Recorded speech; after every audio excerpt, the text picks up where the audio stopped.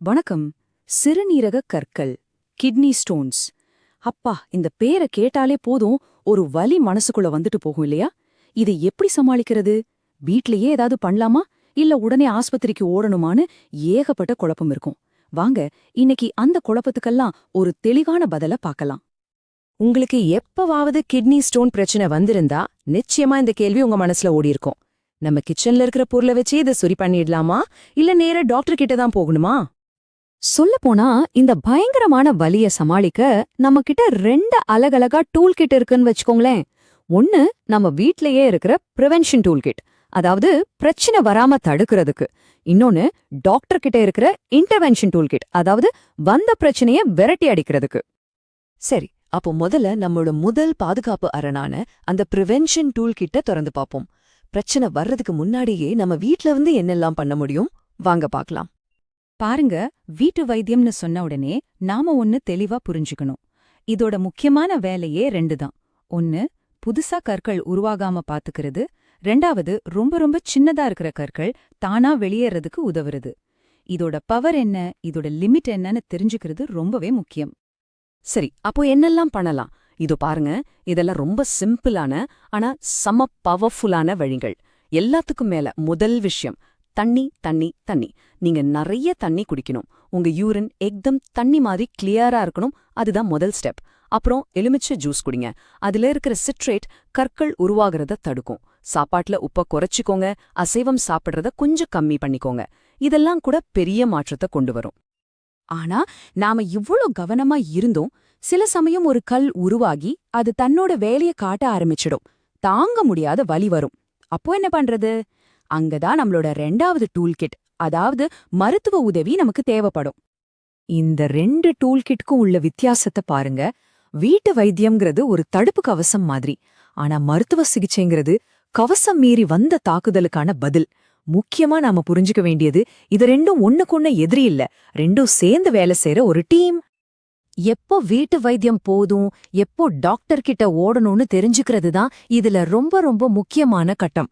தாங்கவே முடியாத வலி, கல்லு ரொம்ப பெருசா இருக்குன்னு தெரிஞ்சா, இல்ல சிறுநீர் வர்றதே நின்னுடுச்சுன்னா, ஒரு செகண்ட் கூட யோசிக்காதீங்க, உடனே டாக்டர் கிட்ட போகணும்.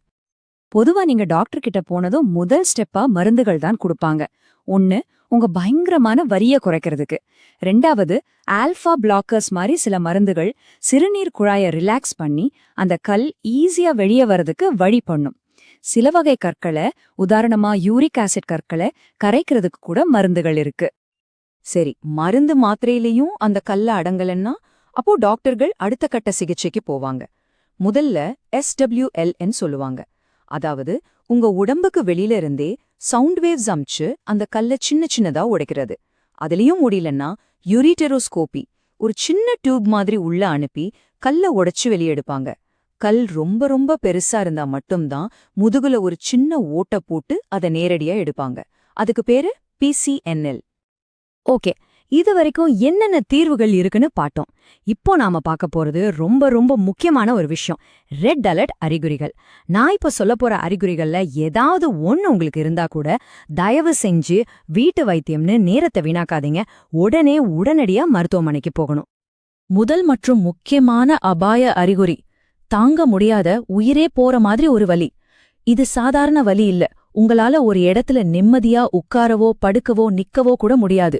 அப்படி ஒரு வலி இருந்தா அதுதான் முதல் எச்சரிக்கை மணி. 2வது, உங்க சிறுநீர்ல ரத்தம் கலந்து வர்றது. இத பார்த்தாலே ஒரு நிமிஷம் குண்டு நின்னுடும். அது சும்மா இல்ல, உங்க உடம்பு உங்களுக்கு கொடுக்கற ஒரு நேரடி வார்னிங் சைன். அது கண்டிப்பா இதை அலட்சியப்படுத்தவே கூடாது. அடுத்தது, காய்ச்சல் வர்றது, அதோட உடம்பெல்லாம் குளிர் எடுத்து நடுங்கிறது. இது வெறும் சாதாரண காய்ச்சல் கிடையாது, கிட்னி ஸ்டோனோட சேர்ந்து இன்ஃபெக்ஷன் ஆயிடுச்சு அப்படிங்கிறதுக்கான அறிகுறியா இருக்கலாம். இது ரொம்பவே ஆபத்தான ஒரு நிலைமை. அடுத்து, நிக்காம வர்ற வாந்தியும் குமட்டலும். இதனால என்ன ஆகும்னா, உங்களால தண்ணி கூட குடிக்க முடியாது.